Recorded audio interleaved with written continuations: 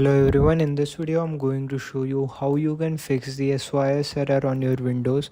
This error basically occurs due to the corrupted file on your system, and to fix the corrupted file you need to run the command prompt first of all as an administrator. Once you did that, then you need to do an SFC scan by the command SFC /scan. Once you did an SFC scan, you need to put in these commands one after the other. First of all, this one. So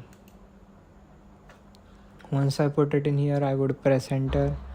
Once they did it, then there is this second command.